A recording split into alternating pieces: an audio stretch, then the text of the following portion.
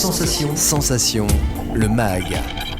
Bonjour à tous, bienvenue sur Sensation en association avec TV78. Je suis aujourd'hui avec Dmitro Atamaniuk, président de l'association Aide médicale caritative France-Ukraine. Bonjour. Bonjour.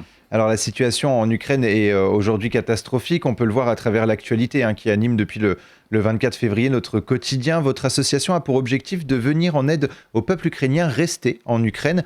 On va revenir sur vos actions actuelles dans quelques instants, mais avant ça, pouvez-vous nous raconter l'histoire justement d'AMC France-Ukraine ? Notre association, elle est créée depuis 2014, justement suite aux événements à Maïdan, la place centrale de Kiev, et début de la guerre à l'est de l'Ukraine en 2014, et annexion de la Crimée.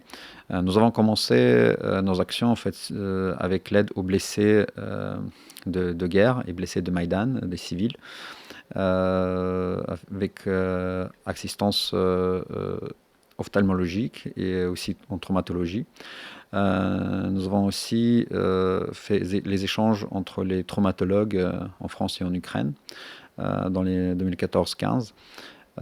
Depuis, assez rapidement, nous avons monté le projet des convois humanitaires pour les hôpitaux en Ukraine. Et nous avons pu envoyer plus de 1000 tonnes de matériel médical pour les hôpitaux dans les 20 régions de l'Ukraine de 25, avec la géographie assez large, bien sûr, avec la prépondérance pour les régions Est qui étaient les plus touchées à l'époque et qui le restent toujours.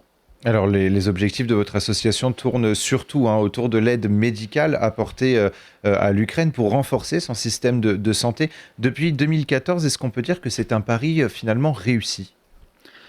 Nous avons pu combler certains nombres de besoins des hôpitaux. C'était surtout les lits médicalisés, matériels comme des échographes, cardiographes, mais aussi des consumables médicaux, des pansements, des médicaments. Et notre aide, elle était bien utile. Malheureusement, certains hôpitaux qu'on a équipés ont été déjà bombardés. Alors depuis le 24 février, justement, les besoins sont beaucoup plus importants. La Russie a envahi l'Ukraine et depuis, c'est une guerre aux lourdes conséquences qui s'opère sur le territoire ukrainien. Au lendemain des premiers bombardements, quelles ont été vos actions et réactions ?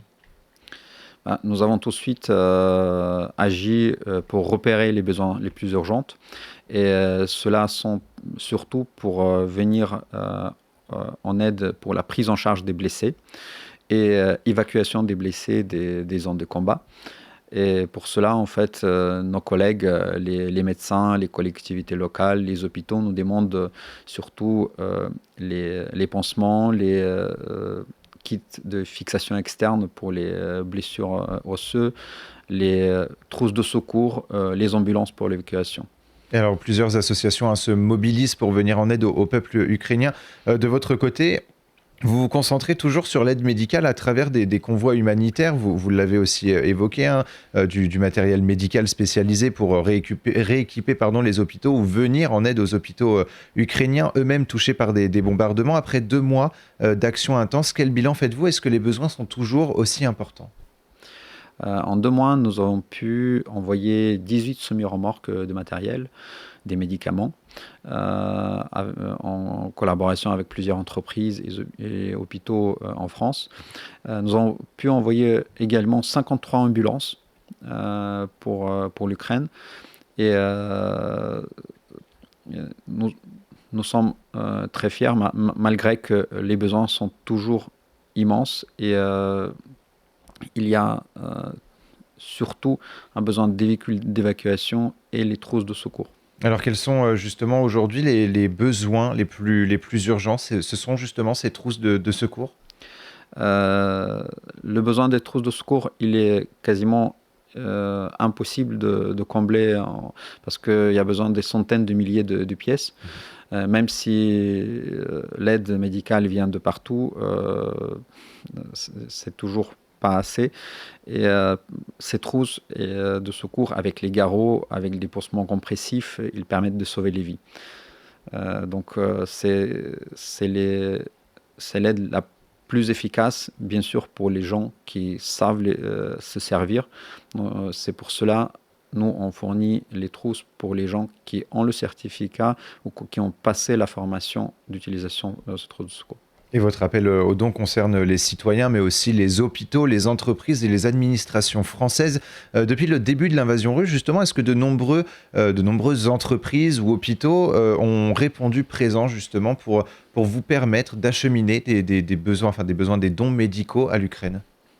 Alors, la générosité des Français et des Européennes en sens large a se manifesté très largement en fait, dès le début de la guerre. Et nous remercions en fait, tous les donateurs, tous les Français, tous les hôpitaux et les entreprises qui ont fait des dons, dons financiers, dons en matériel. Justement, typiquement sur Île-de-France, on a travaillé avec plusieurs entreprises, on a travaillé avec APHP, avec les hôpitaux de centre hospitalier de Versailles, à Plaisir. Donc, c'est vraiment plusieurs hôpitaux et les pharmacies centrales qui nous ont permis à collecter ces 18 semi-remorques des dons et on les compte pas vraiment en tonnes, mais c'est vraiment l'impact qu'on peut faire pour aider les hôpitaux. Et malheureusement, ce sont aussi des dons qui sont utilisés très rapidement dans cette période actuelle. Hommes, femmes, enfants et seniors sont encore en Ukraine. Certains restent reclus depuis plusieurs semaines maintenant dans des caves, d'autres retournent dans le pays. Vous proposez une aide psychologique aux Ukrainiens. Alors comment cette aide se traduit-elle? Nous, déjà avant la guerre, avant cette début des guerres massives, nous avons proposé échange de savoir-faire des psychologues français et ukrainiens sur des sujets de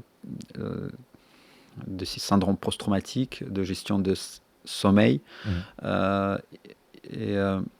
Nous avons un réseau des psychologues en Ukraine et certains d'entre eux, ils ont passé en Europe et ils font le travail de soutien psychologique pour les déplacer à la fois en Europe et en Ukraine.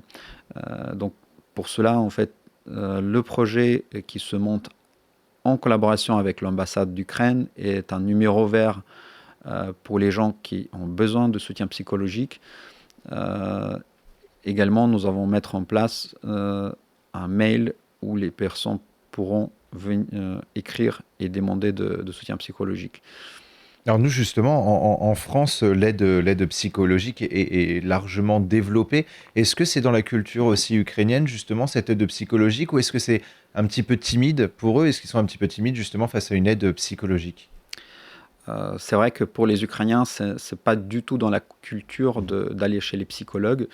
Et c'est pour cela, on a pensé à ça. Il est préférable, surtout dans cette gestion de crise à chaud, de venir rencontrer les gens dans les centres d'hébergement et voir vraiment repérer les cas où cette aide est la plus urgente.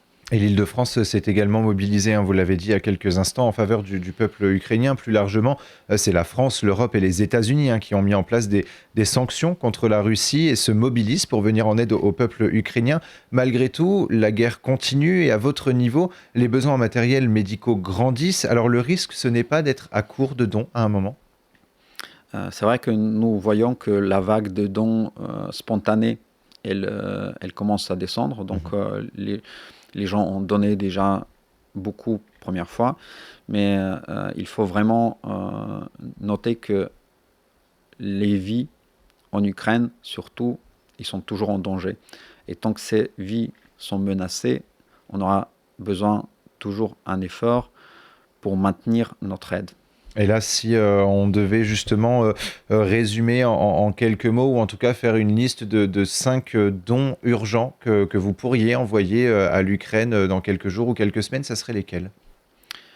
On envoie des trousses de secours, les ambulances, les civières, les pansements, les médicaments, entre autres aussi pour les maladies chroniques qui commencent à manquer. Et également, nous travaillons sur l'aide traumatologique avec les appareils de fixation externe, les VAC pour les plaies et autres matériels spécialisés médical. Et pour faire des dons, pour plus d'informations, on peut se rendre sur votre site amc.ukr.fr. Merci beaucoup Dmytro Atamaniuk d'avoir été avec nous sur Sensation. Et pour revoir ou réécouter cette émission, rendez-vous sur notre site et application Radio Sensation.